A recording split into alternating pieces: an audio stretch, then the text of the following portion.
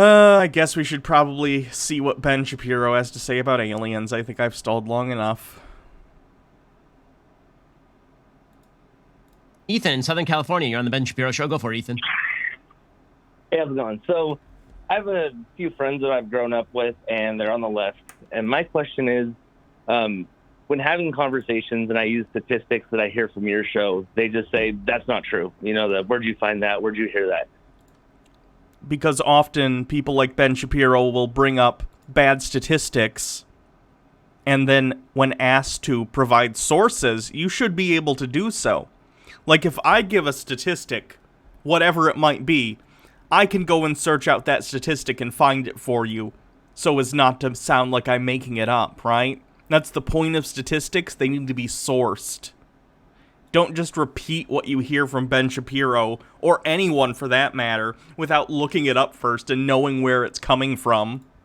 If they're willing to have a conversation with me, where's the best place to get statistics on the spot, and where do you get your statistics? So I generally get my statistics, frankly, from like mainstream media publications, from peer-reviewed studies, from the government itself.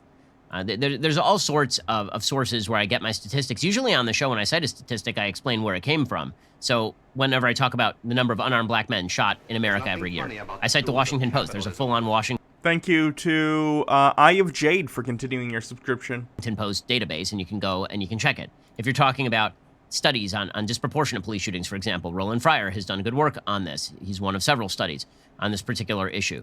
If you're talking about income inequality, there are a wide variety of sources ranging from Abigail and Stephen Thernstrom at the Brookings Institute to members of the Heritage Foundation to Coleman Hughes, who have done investigations into wealth and income inequality.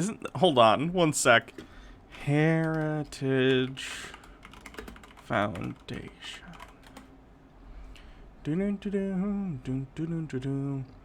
Yeah, they're a right-wing think tank. Of course, they're going to have skewed information on income inequality. I try to cite sources because I know that people want the sources. But, you know, if you ever are in search of a particular source I'm citing, feel free to email me. My email address for everyone is bshapiro@dailywire.com. And I'm more than happy to give you the sources on what I discuss. I try not to speak out of my tuchus, so to speak, and when I cite... You're failing most of the time, Ben. You speak very fast out of it, though, and that's a skill, so good for you. A stat, I typically use a source that is fairly well accepted. Cool. So if you're having a conversation, it's probably best to come prepared with some good sources and statistics on conversations you think you might be having with that person. Yeah, generally that's right. I mean, I will say that I think it's very often done in bad faith when people are like, so what's your source on that? And you've, like, if it's a friend, typically if you say, like, it's a source, I know it's real, I just can't remember it right now, for the sake of the conversation, they should assume that you're not lying.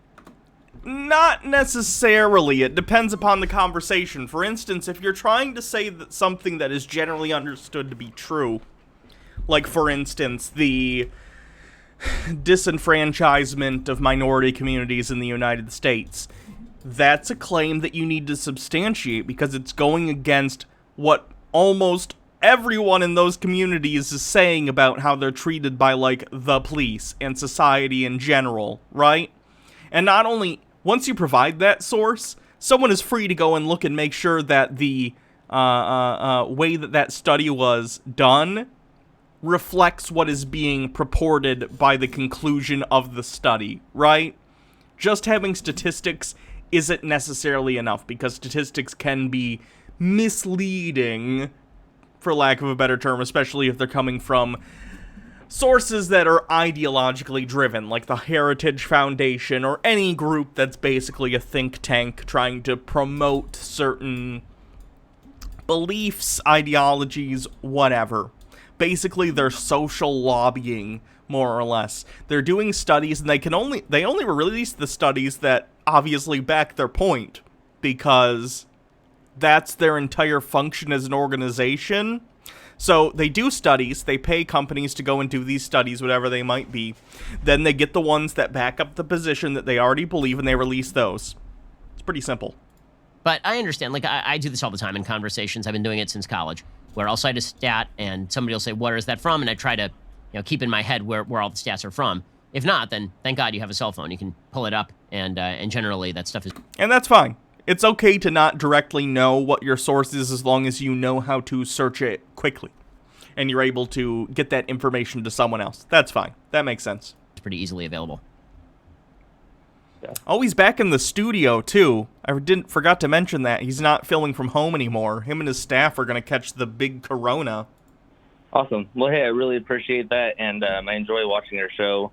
I watch pretty much 80% of your shows. Well, that's pretty good. I appreciate it. All right, Baja. I think it'll probably be fine. Let's get that up to 100%, Ethan. Really appreciate the call. Fred in Detroit. You're on the Ben Shapiro Show. Go for it, Fred. Oh, yeah. First off, big fan. A little nervous. Thank you. I was wondering, I saw on thedailywire.com you had a couple references or links talking about UFOs. I had seen one, and I know we're short on time. I could tell you about it if you'd like, but I was wondering what your take was. Do you think they're vehicles that were made by the Chinese or Russians, or do you think there's some, I don't know, life out there? Well, I mean, all UFOs are, right? I mean, it literally stands for unidentified flying objects. Tools of capitalism. Wing the Ultimate Nug with 10 bits says, I trust most people who would watch you to know this, but I work at Walmart and saw 3 people collapse in the same day 2 days ago from COVID. Wear masks and social distance. Yeah, people are nuts. Gotta do that shit, guys. Be safe out there. The deaths for coronavirus are going higher, too. COVID deaths, USA. That's the one I always look at. You can see the graph. We were starting to go down, but of course everything's starting to reopen and these stats are starting to creep back up. We're only 3,000 away, so probably 3 days, if not less, because we're already up to over 1,000 deaths a day here in the US reported. We're almost at 150,000 dead people and only 4 million confirmed cases. This has barely touched most of the population and we're already at 150,000 dead people. So be careful, be safe out there, don't go out unless you have to. Even if, the government's like, everything's open, it's fine. Sacrifice yourself to the economy, plebs. No, nope, stay inside unless you have to go outside. Order groceries online if you can, get them delivered to your house. Just do your best. Object. So I have no idea. I mean, it could theoretically be some sort of machinery that we are not tracking. It could be drones. It could be, private aircraft. It could be a bunch of different things. I don't think anyone owns a private aircraft that functions like a UFO. There's nothing funny about the tools. I'm talking about UFOs in the sense that typically when we talk about unidentified flying objects, there's stuff that's saying oh, let's see how many dead in the world. Over 500,000 dead people worldwide. Yikes. Here's my opinion on UFOs. They're exactly that. And I think Ben agrees here, so I'm actually going to agree with Ben Shapiro on this. They're unidentified flying objects. They're unidentified. If they're anything, they are probably experimental aircraft. That's what they were in the 50s when people were seeing them. They turned out to be stealth bombers and stuff being tested. Sometimes it's just a misreading of the situation. A while back, there was footage that the government released, and people were like, oh my god, it's footage of a UFO, and then Thunderfoot did a video on it, basically proving that it was a bird that they were tracking. Very interesting stuff, but although I think life exists out there in the universe, I don't think it has ever been here or knows of our existence any more than we know of theirs. If it exists, it's so far away, or existing at a different time completely. For all we know, there could have been, alien civilizations that were neighbors to us at one point, during the dinosaur days, but of course they all died out before we came around. It's just the universe is too big. I don't think we'll ever get in contact with aliens. I think they exist, but I don't think we'll ever see them or talk to them. Dude Spanking Dude says, I believe in aliens, and if they do exist and are really that intelligent to know about us, I don't think they would want to visit us. I mean, what alien would want to visit us? Yeah. I don't know. I would not want to try and ascribe motive to some being that's theoretical and we know nothing about. Per Square 82 says in the 70s, airline pilots reported dark triangular craft that didn't appear on radar. Then in the 80s, the stealth fighter was made public. Yeah. So if there are any UFOs that get seen today, it's probably that. I don't think any alien spacecraft has ever come to Earth. Really don't have a clue. As far as the idea that it's aliens, I am very skeptical of the idea that alien life forms have reached Earth. It feels to me like if they had, and they had the technology to reach Earth from presumably light years away, then they would also have made themselves quite known because of their superior technological abilities. It would take quite a while to get from any place that is inhabited to Earth. So I find it really hard to believe that aliens are sort of flying around but doing nothing, like just apparently doing nothing all day long across the world. So I'm happy to hear your UFO story, though, as long as it doesn't involve any sort of anal probe. So go for it, Fred. What happened to you? Yeah. Thankfully, no. Honestly, the history of humanity and contact with different beings has been one of whatever species, or not whatever species, whatever culture happens to have greater technology overtaking the one with less technology. You can see this when, of course, Europeans reached the New World and the decimation that took place thereafter. When Europeans reached Africa, same thing, colonialism. Basically, if alien beings visited Earth and were technologically superior to us, there's a good chance we'd become an alien colony. It would be bad. And I know a lot of people are like, oh, if they have such advanced technology, they must be beyond such things. Why?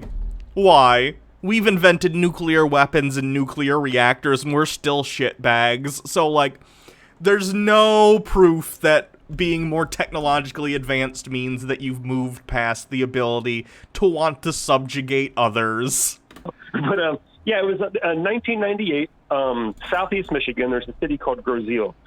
And there's the Detroit River that runs right by on the east side. And the river runs between Grozil and Canada. So anyway, 1998, I had a girlfriend. She paged me. And we're going to meet on this little rocky beach at 10 o'clock at night, like play slap and tickle or whatever, you know. So, like, I show up at 9:30. I'm there early. I get out. I sit on the hood of my car. I'm looking at the stars. And one star, I thought it was a star. It was just freakishly bright. And I don't know how many miles I can see from left to right peripheral vision. But this thing, I mean, I can't even describe how fast it was. From the left or the entire sky, it was just an instant. The only reason why I could... Was it a low-orbit satellite? You might have been seeing a fast, low-orbit satellite. See it because it's a bright orb. And it left like just some kind of trail. Anyway... Oh god, the quartering is whining about Thor and Freddy Krueger. King Chud is stepping up the Oh man, I'll check it out later. It was a perfect 90-degree turn without hooking or slowing down. It was just, it's so hard to describe, but it was coming to frequent instant stops. I mean, it moving at full speed, instant stops. It danced around like that for a few more seconds until it finally stopped in front of me. And it's still probably several hundred yards out, and I can kind of make, in this ball of light, I can kind of make out like your typical kind of metallic dome-shaped, structure underneath, and it started to slowly ascend.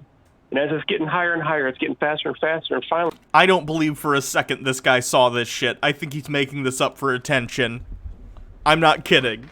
Like, this shit either didn't happen, or it was some experimental aircraft. But I very much doubt it's the latter. Finally, it just...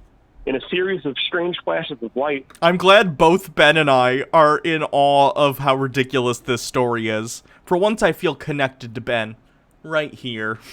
It just vanished. And it was almost like a movie. I could see like a strange kind of distortion around it and didn't make a sound. And ever since then, it just valued. Grindle the Heck Doggo with 95 bits. Here's some money before I go to work. Wear your goddamn masks properly. A chin strap doesn't do shit. True. Hope work goes well for you. I've been a major Christian my whole life, so I've been trying to, make sense with it biblically. And yeah, I'm pretty sure it wasn't Jesus, but I really have no clue. I have no idea, Fred. Yeah, I wish I had an answer for you on that one, but I have enjoyed this episode of George Noory Late Night Radio. Thanks for the story, Fred, and hang in there. Maybe the aliens will come and take us with them. I mean, frankly, it seems like that may be the solution for the country at this point. It's just to get the hell off the planet. Please, that would be great. If aliens came and wanted to take all the conservatives with them, that'd be great. I think the planet would do a lot better afterward. At minimum, we'd probably get COVID under control, considering people would actually wear their fucking masks. Michael in Indiana, you're on the Ben Shapiro Show. Go for it, There's Michael. nothing funny about the tools of Dude Spanking capitalism. Dude says, though I bet you're not surprised. I believe in aliens given the witchcraft and stuff I believe in. Not surprised. Hey, love listening to your show. I believe that over the next few months, there could be a major shift in what I know as America today. Country that I'd love to grow up in. I'm currently raising a family, and I've really started to kick off my career. Now me and a lot of my family, and I believe many others, feel like they're being forced to stay silent during this increasing movement that we're seeing in some of the larger cities across the U.S. Yes, please shut your mouth with your stupid opinions. That would be excellent. in fear of losing our jobs or careers. Oh no, there are consequences for my actions? If I try and shit on an entire social movement trying to get justice for people who are being unfairly targeted by the police, if I open my stupid mouth about it, people might tell me I'm wrong. Yeah, deal with it. This pops up on social media quite frequently, examples of this. So I was curious. I guarantee this guy is the kind of person who's mad about the recent Supreme Court decision that made it so you can't fire trans people or gay people for being trans or gay. I bet he's like, but what about their religious freedom? But here he's like, I might get fired for being racist. Wah. Very logical. How do you suggest we start showing our support against this growing movement that many of us are seeing in the larger cities across the United States? Well, it actually starts with people in power saying no. So if you're a powerful person, if you're a person who doesn't have to be canceled, then refusing to be canceled is the number one thing. If somebody comes to you and they say, we demand your apology for X, Y, or Z, you should just say no. Like Tucker Carlson, I disagree with him on a lot of stuff. Here, he is exactly right, and he's really good at this. I don't think Tucker Carlson's ever been right on anything. People come for his head pretty routinely, and he'll just say no. You know, not happening. It's very important that people at the top of sort of the heap be able to say no, because what cancel culture really is about is intimidating everybody else. There's no such thing as cancel culture. All it is consequences for your actions. If you say some stupid racist shit, if you say some stupid transphobic shit, if you say some stupid homophobic shit, whatever it happens to be, guess what? People aren't going to want to partake in your product, whether it's a physical product like you're someone who's selling beans, whether you're like Goya and you're trying to sell products and you back the shitbag president that we have, or if you're someone like, I don't know, Ben Shapiro and you say something awful, or J.K. Rowling, let's say, who says something awful and people don't want to necessarily partake in the product that is her celebrity, that is her writings, whatever. At the end of the day, in capitalism, you are a product as a human being. That's unfortunate, but it's true. And when people no longer want to participate in the product that you are putting out because you have tainted yourself with awful antisocial views, that's just the consequence of the actions. This is nothing new. This is nothing new. Do you think in the 1990s, if someone was caught on video blatantly being like, oh, I hate this, and then they use a bunch of racial slurs or whatever, let's say someone caught this on camera, you think they wouldn't be fired for that? This has always been a thing. Learn to deal with the consequences of your actions, and if you don't think that the consequences are worth spouting your bullshit, then shut up about it. If you want to be a hateful little shitbag in your brain, I can't stop you. You're gonna do what you're gonna do, it's fine.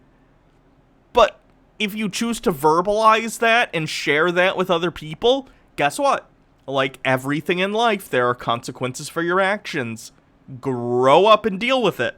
Saying to Tucker, okay, or me, we're going to come after your advertisers, and if you refuse to acquiesce in this, if you don't cave to us in our opinions, then we're going to go after you and ruin you. And if you cave to us, then we're just going to go after people lower down who have a lot more to lose. So it's really important that people kind of top line defend against this. If you are, kind of low on the food chain in a particular company, it's very difficult because you really are taking your own career into your hands by saying things that are true. And this is why if cancel culture continues this way, what you're going to end up with is a series of companies that are for the woke and then a series of companies for everybody else. Because basically the woke culture is trying to make at least half the population unemployable just by dint of the viewpoint they hold about America, right? No, we're not. If you want to spout racist bullshit and completely misunderstand what Black Lives Matter is about, that's on you. That's not on us. Do what you're gonna do, but there are consequences for your actions. Now, and it's really dangerous. I mean, I talked about this a little bit earlier on the show. I know, this is the free market, Ben. This is what a free market is. It involves public opinion. That's part of market forces. Deal with it. Is what Major League Sports is attempting to do right now, what professional sports is attempting to do by cramming down a particular message, is the idea that if you refuse to accept the message that America is systemically racist, you are yourself a racist and bad, and you can be canceled just on the basis of not agreeing that America is a horrible place. That's really dangerous stuff. Corporate America is doing this more and more. The only way to fight back against that eventually might be for people to stop patronizing these businesses, which I would not prefer, or for people to start alternative businesses, or for these corporations to learn that they really should not be involved in these sorts of issues because it has nothing to do with the business that they are in, Michael. Ben, businesses promote values all the time. It's been part of advertising for decades. It's sick and it's weird that advertising and companies decided to get involved in your everyday life and take personal stances on things, but nonetheless, it is the reality in which we live, right? That's why you have things like rainbow capitalism during Pride Month. These are things that exist, and these are tools in the toolbox of society in order to promote or try and disassociate from certain positions and opinions, right? So, it seems to me that you're just mad that you're on the side that doesn't hold the prevailing opinion, right? This is always the case. It is. I'd rather companies not have to take stances and not be such prevailing forces in our everyday life that them putting something on Twitter isn't seen by millions and millions of people. But the fact is, it is. So if Wendy's or McDonald's or, EA Games, I don't care, whatever company wants to put out a Black Lives Matter tweet, great. I'd rather us not have a prevailing narrative of our society being told by private corporations, but the fact is it is. So, while we work to change how society functions, what we can do is continue to use the tools of the society that we have been given to try and promote positive messages and promote change that is good for the people in this country. You just don't like it specifically because it's not a message you agree with. Otherwise, you're sucking the free market's dick all day. Right down to the balls. Okay. I mean, I wish I had an answer better than that. I wish I had an answer that says, stand up and say what you believe, and there won't be consequences, but that obviously isn't true. I mean, I think there are people like me out there who will stand up and fight with you, that if you get fired for saying something true, that I'll find a way to support you. But I think that the basic notion that we can do that for, tens of millions of people who feel under threat, it's very difficult. Now, should there be flashpoints? Absolutely. Do you want to be one of those flashpoints? That is your choice, right? Now, I'm not going to recommend to anybody they put their career at risk because I'm not the one who has to put food on their kid's table, right? I think that if you want to stand up and fight, and then you want people like me to resonate to what you're saying, then I'm happy to do it. And I think it's really important that people, again, in positions of power with a loudspeaker do that. And we try to do that a lot over at Daily Wire. But I can't recommend that everybody take on that risk because that's a personal decision that everybody has to make individually. Okay. Well, Michael, appreciate the call. Hang in there, dude. Chris, in the Bay Area, you're on the Ben Shapiro Show. How's it going, Chris? Hi, Ben. How's it going? Oh, it's going pretty well. How's it going from the land of needles and open poop? Well, I'm glad I haven't stepped in it yet. That's very, very heartening for me. I actually have a reading question for you. I know you read a lot of books, some of them at the same time. I'm trying to do that myself, and I'm wondering if you have any tips on how to get started in doing that. So the best way that I've found to read is I have to kind of switch off because if my attention span starts to wane, then I tend to read more slowly, and I will lose energy in one book, and then I'll switch to the other book. Very often happens. So I usually have one fun book and one serious book that I'm reading at the same time. So I'll read some fiction, and at the same time I'm reading fiction, I'm reading a biography of Stalin or something. And that's a nice way of sort of giving my brain a break while still bringing in a lot of information. It doesn't have to be, fiction. It can also be a sports book, or it can be something that you find a little bit lighter or more fun.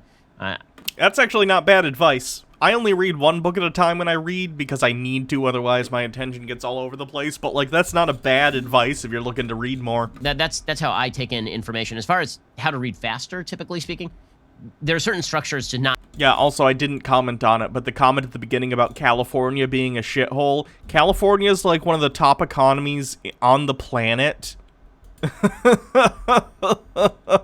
On its own, separate from the other United States. Like, what? Nonfiction books in particular that you get to know. Introductions are important. Conclusions are important. First 3 paragraphs of a chapter are important. Last 3 chapters of a paragraph are important. Very often, you'll find, I won't say this about my own books because I think my books are kind of philosophy and content heavy, but there are a lot of books where they just sort of repeat the same point over and over and over, and then they just footnote it a lot. And unless you intend on memorizing some of those data points, which very often is useful, what you really want to know is where in the book that information is. You don't want to necessarily read through all that information right now. So the way I tend to treat some nonfiction books is as sort of reference manuals. So I know where in the book, for example, this person is going to talk about criminal statistics, and I footnote it. You know, the way I like to read nonfiction books is I don't like writing in books because, I don't know, I have this bizarre, almost religious objection to defacing books, even though it really isn't. Taking notes in books isn't defacing them, but alright. Like, hey, do what you want to do with your own property, Ben. I don't care. Doing it, I own it. And so what I found is really good is you buy those colored tabs, the sticky tabs, and I use that to highlight sections of the book because those are always removable later if anybody else wants to read the book and it doesn't obstruct their ability to read the book. So my books are covered in tabs. My copy of de Tocqueville's Democracy in America, I went through like 3 packages of tabs. But I think that's a good way to kind of footnote it and come back to it. My Jordan Peterson 12 Rules for Life, which it's probably on a shelf somewhere, is like that too. It's all tabbed out, but yeah, I don't know. Interesting that Ben feels that cancel culture is such an issue when he's all in favor of free market, and basically what he calls cancel culture is just the free market acting on the opinions of people. Very strange.